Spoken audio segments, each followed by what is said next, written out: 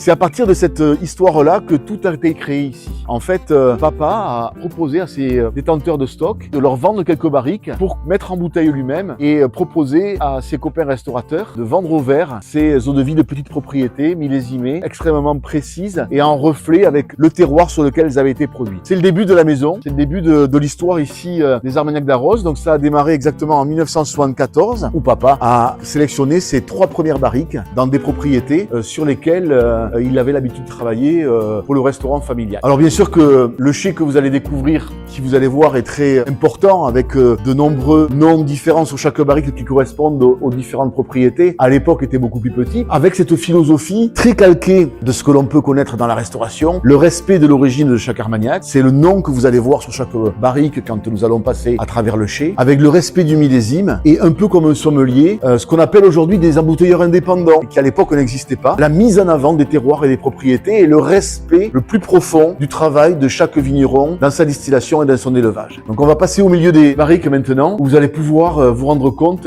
de cette richesse et cette diversité que l'on peut avoir dans nos Armagnacs. Vous avez une propriété qui s'appelle La Boubée, à côté vous avez une propriété qui s'appelle Guimouta, avec vous voyez des millésimes différents. Et en fait toutes ces informations-là que vous voyez sur chaque barrique, ce sont les informations que l'on trouvait au restaurant familial à l'époque et qui traçaient vraiment l'origine de chaque Armagnac et qu'on va retrouver aujourd'hui sur nos collections. Alors bien sûr, cette exigence, ce travail de longue haleine a trouvé de la reconnaissance sur de nombreux marchés, puisqu'aujourd'hui on distribue à peu près nos produits dans une cinquantaine, soixantaine de pays de façon assez régulière. Cette reconnaissance d'un savoir-faire historique fait de notre maison une marque internationale dont nous sommes très fiers, parce qu'elle s'appuie sur des années de travail, d'histoire et bien sûr de savoir-faire.